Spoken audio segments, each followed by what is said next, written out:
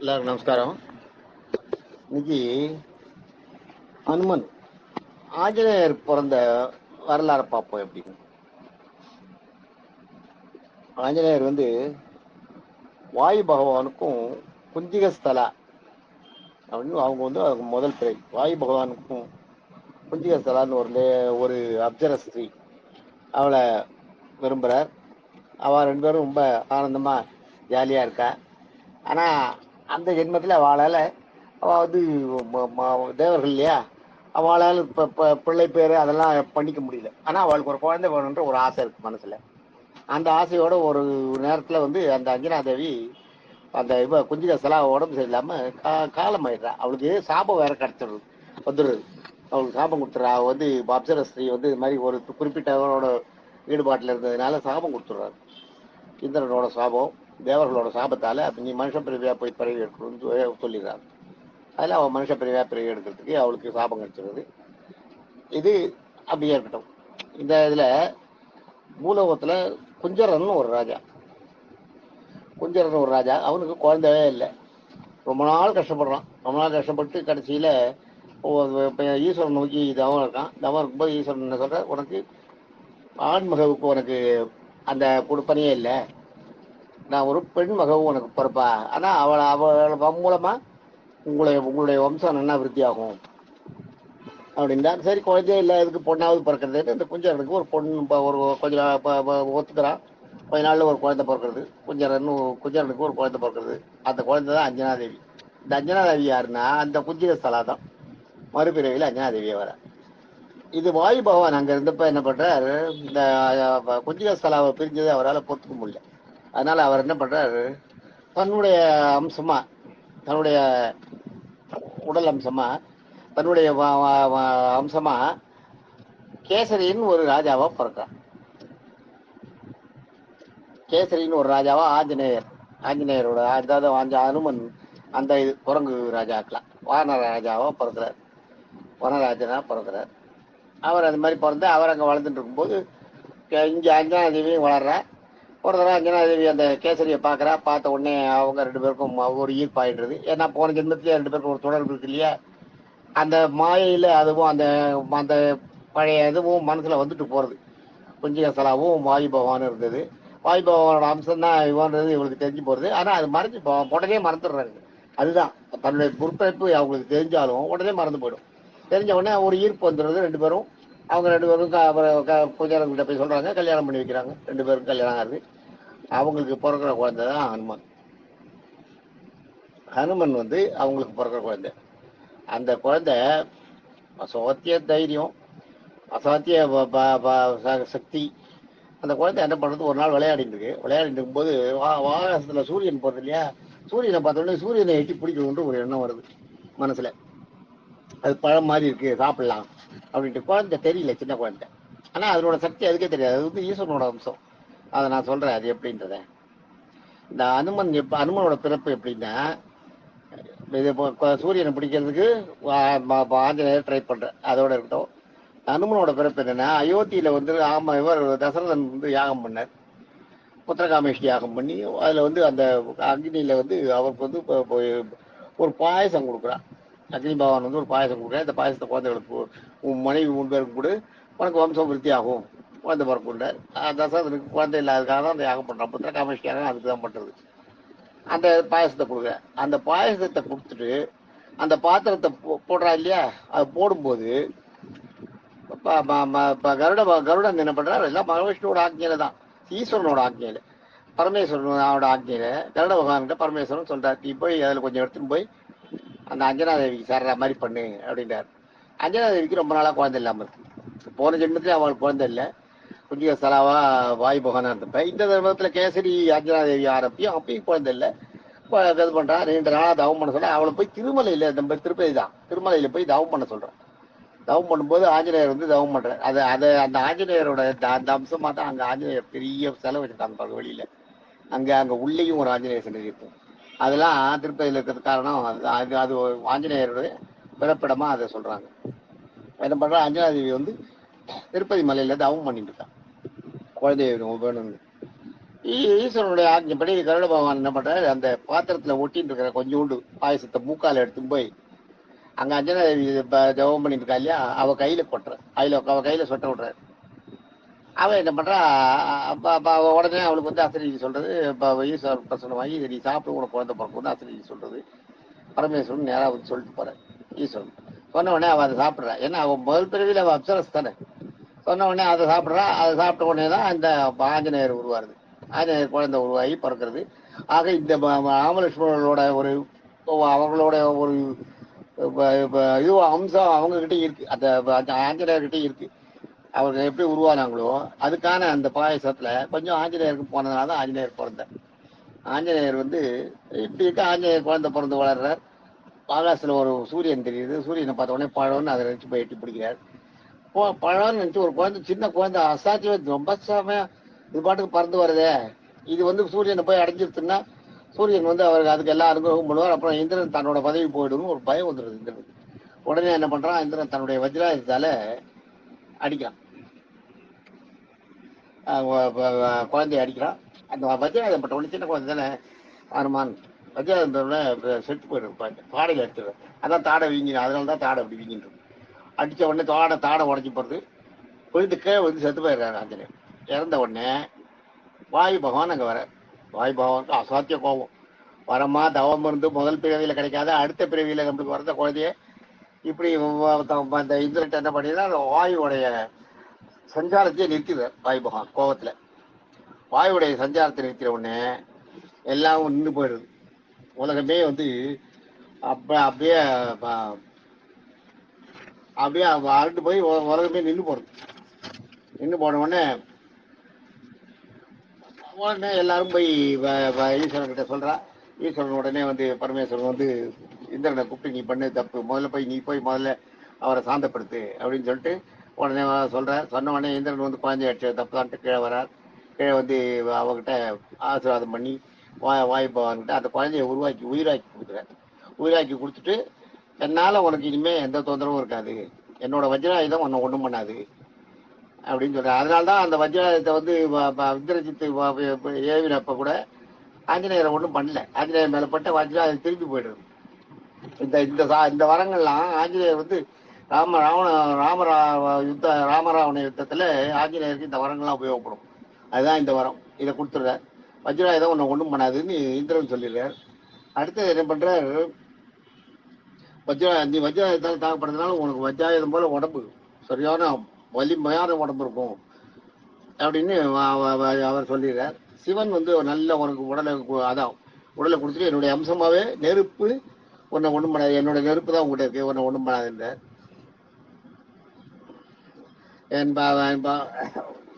என்னோட பார்வையால நீ உயிர் பெற்றதால உனக்கு நீ என்னோட அம்சம் என்னுடைய அம்சம் நீ, அதனால என்னுடைய அம்சமா நீ எல்லா விதத்துலையும் சிறந்து விளக்குவ அப்படின்னு ஈஸ்வரன் கொடுக்குறார். ஈஸ்வரன் வந்து எப்பயும் நான் உனக்கு பக்கத்தோட இருப்பேன் அப்படின்னு அவர் ஆசீர்வாதம் பண்றார். வஜ்ராயத்தால பொண்ணும் தொந்தரவு வராதுன்னு இந்திரன் கொடுக்குறார். அக்னி நெருப்பு வந்து நான் உன்னை சுட மாட்டேன்னு அக்னி தேவன் வந்து அங்க கொடுக்குறார். வாயுதேவன் வந்து எப்பயும் நீ எங்க நேரத்துக்கு எங்கேயும் செல்லுறதுக்கு, வாயுதேவன் அப்பா தானே, அவர் கடைசியில கொடுக்குறார். அதனால உனக்கு எந்த தடையும் இருக்காது, நீ எங்க வேணாலும் போகலாம் அப்படின்னு அந்த அந்த இது கொடுக்குறார். மகாவிஷ்ணு என்ன பண்றார், தன்னுடைய கத ஆயுதத்தை கொடுக்குறார். வருண பகவான் வந்து தண்ணியால உனக்கு எந்த தடங்க இதுவும் வராது, கஷ்டமும் வராது. அதனாலதான் ஆஞ்சநேயர் தண்ணி மேல போனா கூட நிப்பாரான், தண்ணிக்கு உள்ள மூழ்கி போக மாட்டான். அதனால ஆஞ்சநேயருக்கு வந்து தண்ணியால உனக்கு எந்த கெடுதலும் வராதுன்னு அவருக்கு வருட பகவான் கொடுக்குறாரு. மகாவிஷ்ணு வந்து தன்னுடைய கதையிலிருந்து கொஞ்சம் எடுத்து தன்னுடைய கதையை இன்னொரு கதையை அம்சம் உருவாக்கி அதை கொடுக்குறாராம் ஆஞ்சநேயர். இப்ப இது மாதிரி அப்ப அவருக்கு வந்து எல்லா அனுகிரகமும் கிடைச்சிடுது. ஆஞ்சநேயர் வந்து சூரியனை பிடிக்க போனதுனால இத்தனை சக்தியும் அவருக்கு கிடைக்கிறது.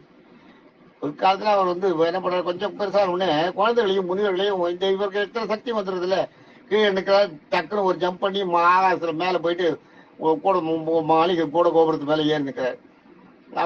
முனிவர்கள்லாம் வேலை செய்யும் போது குழந்தைகளுக்கே விட்டாரு சேஷ்டா. முனிவர்கள்லாம் யாகம் பண்ணிட்டு இருக்கும்போது அதில் பழத்தை பறிச்சு போடுறது, கல்லை தூக்கி போடுறது, முனிவர்களை ஏமாத்துறது, முன்னாடி ஓடி போடுறது, அந்த அவ போட்டு அந்த துணியை பிடிச்சி வைக்கிறது, இது மாதிரி ஒரே சேஷ்டை ஜாஸ்தியா இருந்தது.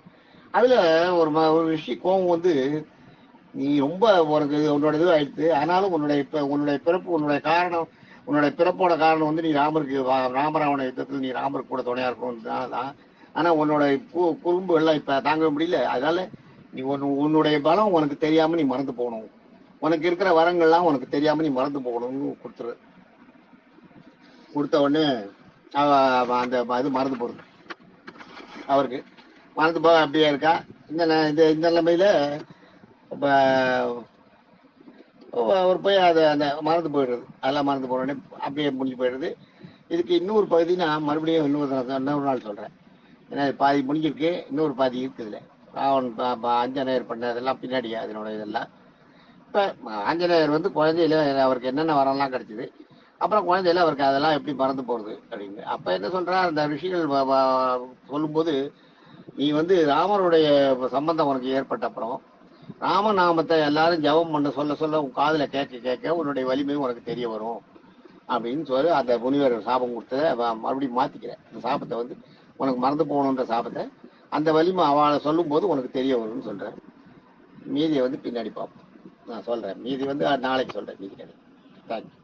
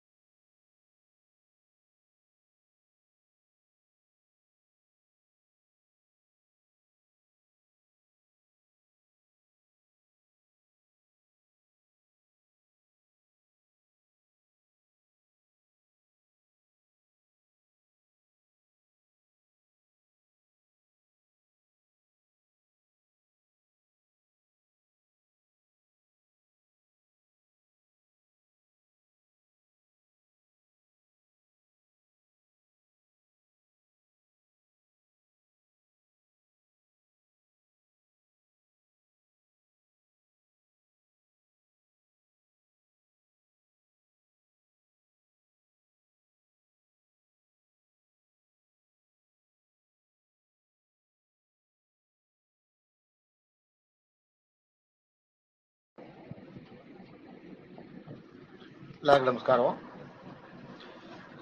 நேற்றுக்கு வந்து ஆஞ்சநேயரோட அந்த அவருடைய வரங்கள்லாம் மறந்து போற சாபம் வரைக்கும் பார்த்தோம். அவருக்கு கிடைச்ச வரங்கள்ல தான் பார்த்தீங்கன்னா எல்லாம் வந்து உடம்பு தேகம், இரும்பு மாதிரி தேகம். அந்த தேகம் வந்து அதை வந்து இந்திரன் கொடுத்தது. அந்த தேகம் இருந்ததுனாலதான் ராவணனே அடிக்கும்போது எதிர்த்து நின்னவர். ராவணன் எல்லாம் மாறல குத்தும் போது அதை தாங்கி நின்னவர். ராவணன் மறந்துட்டான். தன்னுடைய சக்தியை அடியை வாங்கிட்டு ஒருத்தர் நிக்கிறான்னா எவ்வளவு பெரிய விஷயம் அது அப்படின்னு. அந்த மாதிரி அந்த அது முடிஞ்சுது.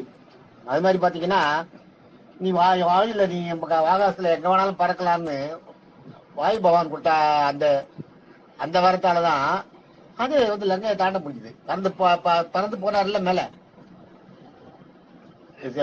இதுல இருந்து நம்ம தனுஷ்கோடியில இருந்து பறந்து போயிருக்காரு இல்லையா, ராமேஸ்வரத்துல இருந்து மேல ஆகாசத்துல பறந்து போனார் இல்லையா, அது எப்படி முடிஞ்சதுன்னா அந்த வரத்தால. அதனால அவருக்கு கிடைச்ச வரலாம். அதே மாதிரி நெருப்பு சுடாம இருந்தது இருக்கிறதுக்கு வந்து அக்னி பகவான் வரம் கொடுத்தாரு. அதனாலதான் இலங்கையே எரிக்க முடிஞ்சது. இது மாதிரி இந்த இவர்கள் கொடுத்த தரம் வரங்கள்லாம் இல்லாத யமன் வேற தண்டம் ஒண்ணு கொடுத்தாரு. யமன் வந்து இருந்துட்டு அவரோட தண்டம் ஒண்ணு அவர் வந்து ஆஞ்சநேயர் கொடுத்தார், பரிசா கொடுத்தார். அந்த வந்து பார்த்தப்ப குழந்தை அடிபட்டு எல்லாருக்கும் பாவம் ஆயிடுது இல்லையா. அதுல அவருடைய தண்டம் யம தண்டம்னு ஒண்ணு, யம தண்டத்தை கொடுத்தா யம தண்டத்தால அடி வாங்கினா உழைக்க மாட்டான். அதுதான் அதுக்கு பேர் தண்டம்னு பேரு. அந்த தண்டத்தை அந்த தடி மாதிரி இருக்கும். அதால யாரையாவது அடிச்சா மரணத்தை தவிர ஒண்ணு அதுல இருந்து தப்பிக்க முடியாது. அதனாலதான் அதுக்கு பேரே யம தண்டம் பேரு. அது மாதிரி தண்டம் ஒண்ணு கொடுத்தாரு அவருக்கு. ஆக இத்தனை வாரங்களும் அவருக்கு வந்து பிற்காலத்துல எல்லாம் உதவிட்டு, ஒவ்வொரு நேரத்திலயும் உதவிட்டு. அதே மாதிரி உருவத்தை பெருசாக்கிறதும் சின்னதாக்கிறதும் அந்த ஒரு வரம் கிடைச்சது அவருக்கு இல்லையா. எப்படி வேணாலும் உருவத்தை வந்து எப்படி வேணாலும் மாத்திக்கலாம். அவரோட உருவத்தை எப்படி வேணாலும் மாத்திக்கலான்ற வரம் கொடுத்தது யாரு? கொடுத்தாரு, சூரியன் கொடுத்தாரு. அந்த சூரியன் கொடுத்த வரதுனால என்ன ஆச்சுன்னா பெரிய ஆளா இருந்து டக்குனு சின்ன குழந்தையா மாதிரி அந்த லங்கினியோட வாய்க்குள்ள பூந்து காது வழியா வெளியில வந்துட்டார் இல்லையா. அதே மாதிரி மண்டோதரி அரண்மனையில போய் உலாவும் போது திரும்ப சின்ன உருவம் எடுத்துட்டு மண்டோதரி அரண்மனைக்குள்ள போட்டுட்டு படுத்துட்டு மண்டோதரியை பார்த்துட்டு ஒருவேளை இவதான் சீதையோன்னு சந்தேகம் வந்துட்டான். அந்த சீதைக்கு ஈடான அழகான் மண்டோதரி. மண்டோதரி அது மாதிரி 5 பேர் வந்து பூலோகத்துல வந்து வயத்துல பிறக்காது. அதுல மண்டோதரியும் ஊத்தி அந்த கதையை அப்புறம் சொல்றேன் உங்களுக்கு. சீதை, மண்டோதரி, இன்னும் 3 பேர் இருக்காங்க. எல்லாம் நான் சொல்றேன் அப்ப சொல்லு. அந்த இல்லைன்னா இப்ப இந்த கதை திசை மாறிடும். அந்த அந்த அந்த மண்டோதரி அந்த அந்த மாதிரி வரம் கிடைச்சது இவருக்கு, ஆஞ்சநேயருக்கு. ஆஞ்சநேயர் என்ன பண்றார், அதுக்கப்புறம் கொஞ்சம் பெரியவனாகிறார்.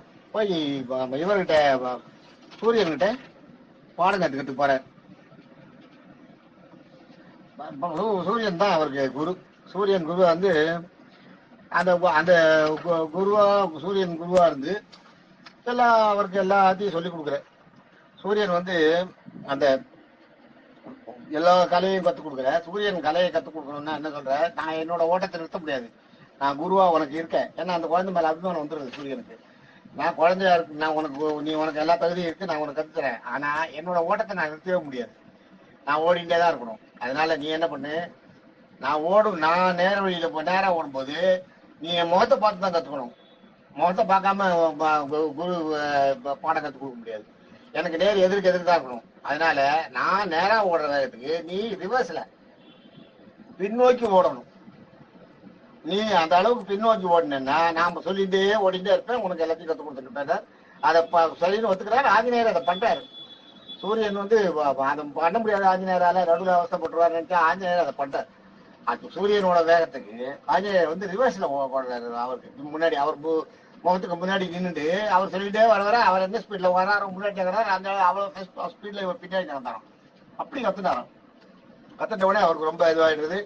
அவர் என்ன பண்றாரு, அதுல வந்து வியாகிருதம்னு ஒரு இது, சப்த வியாகிருதம்னு எல்லாம் அந்த சப்தகட்டின்ற பாருங்க, 7 வியாகிருதம் இருக்கு.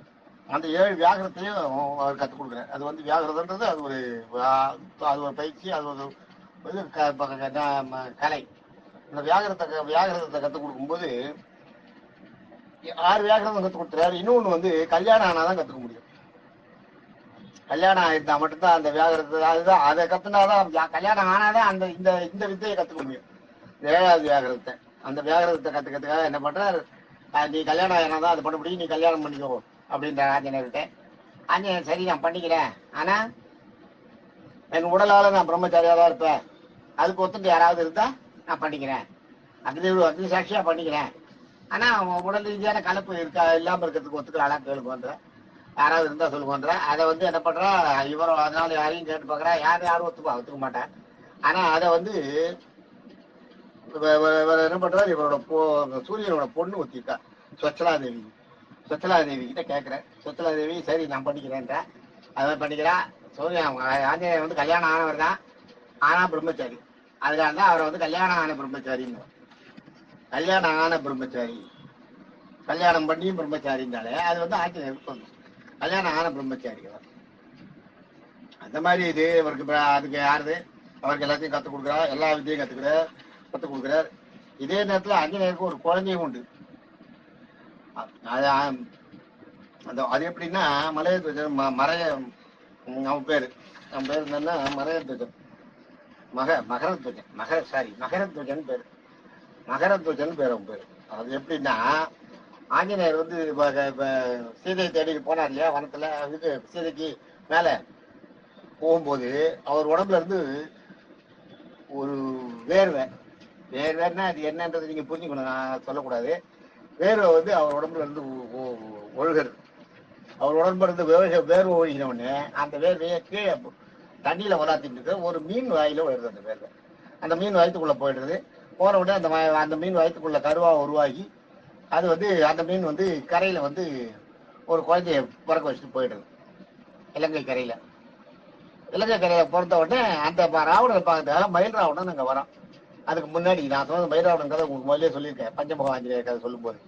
மயில் ராவணன் வரான். வரும்போது இந்த குழந்தை திரும்பி போகும்போது பார்த்தா கடற்கரையில இந்த மாதிரி ஒரு அழகான குழந்தை இருக்கு. என்ன உடனே அதை தூக்கி போயிடும்.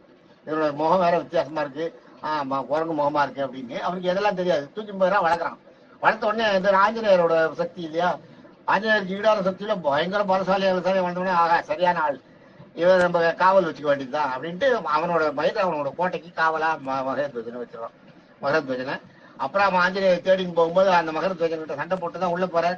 சண்டையில ஜெயிக்கவே முடியல. என்னை வந்து என்னால ஜெயிக்க முடியாத ஒரு ஆள் இருக்காருன்னா அது யாரு? நீ உன்னோட பேரை நீ எங்க இருந்த என்ன ஏதுன்னு போது அப்புறம் அசரி நீ சொல்றது ஆஞ்சநேயர் நீ சண்டை போடுறது வந்து உன் பிள்ளைகிட்ட தான் சண்டை போடுற. அதனால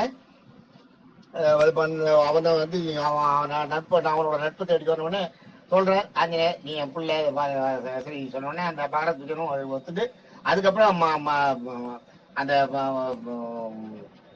மயில்ராவணன் அரண்மனைக்குள்ள எப்படி போகணும் என்ன எதிர்த்த வழியெல்லாம் அவனே சொல்லித்தரான். அது அது ஒரு கதை இருக்கு, மகரத்வஜன் கதை. இவர் இந்த இத்தனை இதுவும் வந்துடுது. இந்த நேரத்தில் என்னன்னா உங்களுக்கு வந்து நலாயினி கதை சொல்றேன். அது வந்தாதான் வரும். இல்லை நலாயினி என்ன பண்றா? நலாயினிக்கு எப்படி நட்புல சிறந்தவ கௌசல்ய மகரிஷியோட ஒய்ஃப். அவ மௌக்கல்யர் என்ன பண்றார்? தன்னை வந்து ஒரு குஷ்டரோகி மாதிரி ஆக்கிட்டு உடம்புல புண்ணெல்லாம் வர வச்சுட்டு இவளை கூடையில தூக்கிட்டு லடாயிட்டு ஊர் ஊரா போறாரு. இவளை தூக்கிட்டு போகும்போது அந்த மாதிரி போகும்போது அதுக்காக அது அண்ணா நலன் கதை சொல்லும்போது உங்களுக்கு அதை ஃபுல்லா சொல்றேன். அந்த மாதிரி தூக்கிட்டு போகும்போது என்ன ஆகுதுன்னா ஒரு ஒரு ரிஷியோட சாபத்தால அந்த ரிஷி சாபமும் அடுத்த நலன் கதை நான் நலன் கதை சொல்லும்போது சொல்றேன். அந்த ரிஷியோட சாபத்தால என்ன ஆகுதுன்னா நீ வந்து பொழுது விடிஞ்சா அமங்கலி ஆயிடுவேன்னு சொல்றேன். அமங்கலி ஆயிடுவேன்னா உன் புருஷன் பொழுது விடியத்துக்குள்ள உன் புருஷன் செத்து போயிடுவான் அப்படின்னு சொல்றாரு. அவர் மௌத்துலி ரிஷி வேற உருவத்துல தொழில் வந்த மாதிரி இருக்காருன்றதெல்லாம் அந்த ரிஷிக்கு தெரியாது. சொல்லிட்டு போயிடுறாரு. சொன்னவனே என்ன பண்றேன்? அப்படியா பொழுது விடிஞ்சு நான் வந்து அமங்கலி ஆயிடுவேனா? பொழுது விடிஞ்சாதானே நான் உண்மையான பத்திரிகை இருந்தா சூரியனே நீ உதிக்காதன்னு சூரியனுக்கு கட்டளை போட்டுறா. சூரியன் உதிக்காம வந்துடுறான். அந்த நேரத்துல என்ன பண்றார் அருணன்? சூரியன் வந்து தன்னோட தேர் நகர்த்த முடியல, தேர் நகரல. அருணன் வந்து சூரியனோட சாரதி. அருணன் இறங்கி அந்த இடத்துல இந்த லோகத்தை பார்க்கறது விட்டு போறேன். இந்த லோகத்துக்கு போகும்போது இந்த லோகத்துக்கு போனாலேயே உங்களுக்கு ஆம்பளை ரூபத்துல போனா உள்ள போக முடியாது சிவரா. அதனால பொம்மநாட்டி வேஷம் எடுத்துட்டு அப்படி போறா. போகும்போது எல்லாரும் வாயில் காவலாம் தடுக்கிறேன். என் பேர் அருணாதேவி. நான் வந்து மேனகாவோட அந்த இதெல்லாம் பண்றவ. அவளுக்கு வந்து சரியா எழில் இதெல்லாம் பண்ணணும். அவளுக்கு மேக்கப் பண்றவன். அதான் அவளுக்கு வந்து அந்த இதெல்லாம் புதுல நான் சரியா அவளுக்கு இது பண்ணல. அதை அதில் ஒரு தப்பு இருக்கு, அதை போய் சரி பண்ணிட்டு வரணும். அந்த மேக்கப் பண்ணதில் சரி பண்ணிட்டு வரணும் அப்படின்ற உடனே இவளோட அழகுல பார்த்த உடனே எல்லாருமே விட்டுருவா உள்ள. இவ உள்ள போறா. இவளை இந்திரன் பாக்குறான். அருணாதேவியை பார்த்த உடனே இந்திரனுக்கு வந்து ரொம்ப அவன் மேல ஆசை வந்துடுது. அவர்கிட்ட வந்து கேட்கறான். இவளும் அருணாதேவி நான் யாருன்றதை சொல்லலை. ஆனா அதுக்குள்ள இந்திரன் வந்து வசப்பட்டுறான் அவளை. அவங்க ரெண்டு பேருக்கும் வந்து ஒரு குழந்தை பிறக்கிறது. சின்ன குழந்தை பிறக்கிறது. பிறந்த உடனே வந்து அவன் இப்ப ரிஷி பெண்டா ராத்தங்காதுன்னு தெரியுமா உங்களுக்கு? தேவர்களுடைய இது வந்து குழந்தை பிறக்கிறதுன்னா அவங்க கலந்த ஒரு ஒரு கலந்தப்பறம் அடுத்த இரவு வராதான். அதுக்கு முன்னாடியே குழந்தை பிறந்துடும். அதனால அந்த குழந்தை பிறந்துடுறது. அது அப்போ குழந்தை பிறந்த உடனே அந்த குழந்தைய வச்சுட்டு அந்த குழந்தைய என்ன பண்றா? என்ன பண்றதுன்னு ஒன்றும் புரியல. அப்ப இவங்கிட்ட இது பண்ற எல்லாருக்கிட்டையும் அந்த இருக்கும்போது இந்திரன் சொன்னா நீ போய் அகலிகை இருப்பா பூலோகத்துல அவகிட்ட கொடுத்துருன்னு சொல்றேன். அவகிட்ட விட்டுட்டு வந்துருங்க. அது மாதிரி கொண்டு போய் குழந்தைய இப்போ அங்க வச்சுட்டு வர. வச்சுட்டு வந்தவொடனே அகலியோட இவர் அவர் என்னமோ ஒரு ரிஷி ரோம மகரிஷி என்னமோ அவர் என்ன பண்றாரு? அந்த குழந்தைய எடுத்து அகலிய கிட்ட அது மாதிரி இருந்து கொடுக்குறார். இவன் வந்துடுறா. வந்துட்ட உடனே சூரியன் கேட்கிறாரு நீ எங்க போன என்ன காண ஒன்னு நடந்ததே உண்மையை சொல்றாருன்னு அருணன் சொன்ன உடனே அப்படியே அந்த ரூபத்தை எனக்கு கொஞ்சம் காட்டு பார்க்கலான்றார். உடனே அருணாதேவியோட ரூபத்தை காட்டுறேன். சூரியன் பார்த்த உடனே சூரியனும் மயங்கிறாரு. அப்படி ஒரு அற்புதமான ஒரு அதிரூப சுந்தரியா இருக்கிய அப்படின்ட்டு அவரும் சூரியனும் கூட சேர்ந்து அப்ப ஒரு குழந்தை பிறக்கிறது. அந்த குழந்தையும் மறுபடியும் அருணன் ஆன உடனே இந்த குழந்தைய நான் என்ன பண்றது இந்த மாதிரி பண்ணிட்டீங்களே கேட்க சூரியன். அந்த குழந்தைய கொண்டு போய் கொடுத்த இடத்துலயே கொண்டு போய் இந்த குழந்தையும் கொடுத்துருங்க.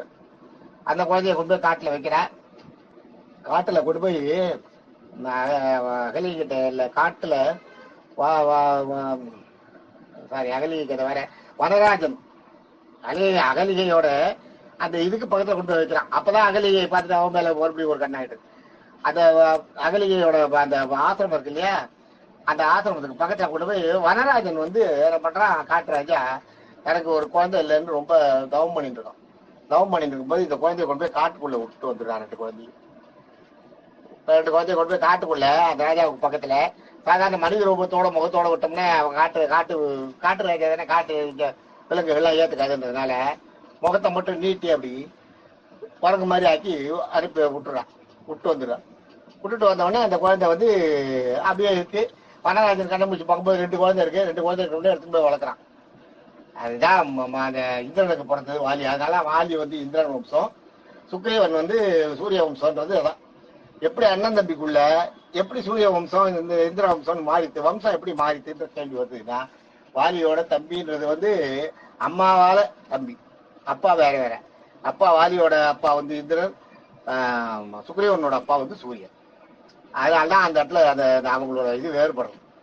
அந்த கொண்டு போய் விட்டுட்டு வந்துடுற அந்த குழந்தை வந்து பெருசாடுது. அதுக்கப்புறம் அந்த கதையெல்லாம் அது வளருது. அப்புறம் சூரியன்கிட்ட இது பண்ணி எல்லா கலையும் கத்துட்டு வரும்போது அவர் என்ன சொல்றாரு, ஈஸ்வரன் வந்து நீ போய் ராமருக்கு நீ பிறவி எடுத்தது இதுதான், ராமருக்கு நீ வந்து உதவி பண்ணணும், காட்டுல போய் இருந்தார். அப்புறம் போற ஹனுமன் பேர் வைக்கிறா அவளுக்கு. அது ஹனுன்றதே உங்களுக்கு என்னன்னா, ஹன்னுன்றது வந்து தற்பெருமை. ஹன்னுன்னா தற்பெருமை. ஹனுமன்றது வந்து ஹன்னுன்றது தற்பெருமை. மண்ணுன்றது வந்து ஹன்னுன்றது பெரிய தாடை, மண்ணுன்றது தற்பெருமை. ஞாபகம் ஹனுமன்றது அதனாலதான் தற்பெருமையை கொன்றவன். மண்ணுன்றது கொஞ்சம் என்ன சொல்றேன், ஹன்னுன்றது பெரிய தாடை உழவு, மண்ணுன்றது அதை உடைச்சி கொல்றவன். அதாவது ஹன்னுன்றது தற்பெருமை. ஹன்னுனா தற்பெருமை, மண்ணுனா தற்பெருமையை கொல்றவன். மண்ணுன்றது கொல்றது. அதனால ஹனுமன்றது என்ன சொல்றா, தற்பெருமையை கொன்றவன் அப்படின்னு. இன்னொரு இதுல வந்து இன்னொரு மீனிங்கும் இருக்காது. ஹன்னுனா தாடை, மண்ணுனா பெரிய தாடை, பெரிய தாடை நீண்டவன். அதாவது இந்திரன் வஜ்ராயுதத்தில் தாக்கிறப்ப அந்த தாடை உடைஞ்சது இல்லையா, அப்ப அந்த தாடை நீண்டு போனது அப்படியே இருக்கு தாடை. அதனாலதான் ஹனுமன்ற பேர் அவருக்கு அதான் வந்து. 2 இருக்கு அதுல. ஒண்ணு வந்து தாடை நீண்டவன், ஹன்னா தாடை, மண்ணுனா நீளமா இருக்குது. இன்னொன்னு வந்து ஹன்னுன்றது வந்து தற்பெருமை, மண்ணுனா கொல்றது. அதனால 2 மீனிங் அந்த ஹனுமன்றதுக்கு. இப்படி ஹனுமனோடது. ஹனுமன் அப்புறம் அவன் போய் காட்டுல வெயிட் பண்ற, ராமலட்சுமணர் வரும்போது அவளை மீட் பண்ற. எப்படி ஹனுமன் வந்து உங்களுக்கு ஹனுமன் ஏன் சுக்ரீவனுக்கு சப்போர்ட் பண்ணார்? வாலி தானே காட்டு ராஜா, வாலி தானே ராஜா. அந்த வனராஜனுக்கு அப்புறம் வாலி வந்து ராஜாவாயிடுறான். வாலி தானே அண்ணா தானே ராஜா. ராஜாவுக்கு ராஜாங்கத்துக்கு தானே சப்போர்ட் பண்ணணும். தம்பிக்கு எப்படி சப்போர்ட் பண்றாருன்னா, சூரியன் சொல்லி இருப்பது, என்னோட புள்ள வந்து அங்க இருக்கான் சுக்ரீவன், அவனுக்கு போய் நீ உதவி பண்ணும். குருதட்சணை கேட்கிறாரு. எனக்கு என்ன உங்களுக்கு என்ன குருதட்சணை நான் கொடுக்கட்டும் கேட்கிறேன். கேட்கும் போது அவர் என்ன சொல்ற, இப்ப என் தம்பி சுக்ரீவன் வந்து காட்டுல இருக்கான், என் புள்ள, அவனுக்கு போய் உதவி பண்ணு அப்படின்னு ஆஞ்சநேயர்கிட்ட ஆக்கிட்டான்ற. அந்த ஆஞ்சநேயர் அதை ஏத்துட்டுதான் அவர் வந்து சுக்ரீவனுக்கு சேவகனா இருந்துருக்கார். சுக்ரீவனுடைய ஒரு மந்திரியா ஆஞ்சநேயர் இருந்துருக்கார். அதனாலதான் வாலிக்கு மந்திரி ஆகல, சுக்ரீவனுக்கு மந்திரியா இருக்கார். தெரிஞ்சுங்க. அதுல சுக்ரீவன் வாயில வந்து ஒருத்தர் இந்திர வம்சமும் ஒருத்தர் வந்து சூரிய வம்சமும் இருக்கிறது காரணம் இதுதான். சந்திர வம்சம் கிடையாது, இந்திர வம்சம். இந்திரனுக்கு பிறந்தவர் தான் வாலி. இந்திர வம்சம் ஒன்றும், சூரியனுக்கு பிறந்தவன் சுக்ரீவன். சூரியனும் சந்திரனும், அது அருணாதேவி, அருணனுடைய சூரியனுடைய தேரோட்டியோட பெண் உருவில் இருந்தப்ப பிறந்தவங்க 2 பேரும். ஆக இது 2 பேரும் அவங்களுக்கு அந்த வம்சம் மாறுறதுக்கு காரணம் அதுதான். அனுமன் வந்து சுக்ரீவனுக்கு சர்வீஸ் பண்றதுக்கு வந்தது காரணமும் அதுதான். சூரியனுடைய ஆజ్ఞப்படி சூரியனுக்கு வந்து தட்சணை கொடுக்கறதுக்காக கேட்டப்ப அவர் வந்து போய் என்னுடைய பிள்ளை சுக்ரீவனுக்கு உதவி பண்ணுன்னு சொன்னப்ப அதுக்காக வந்து சுக்ரீவன் கூட இருக்காரு. தேங்க்யூ. நாளைக்கு வேற ஒரு இதில் சந்திப்போம். தேங்க்யூ.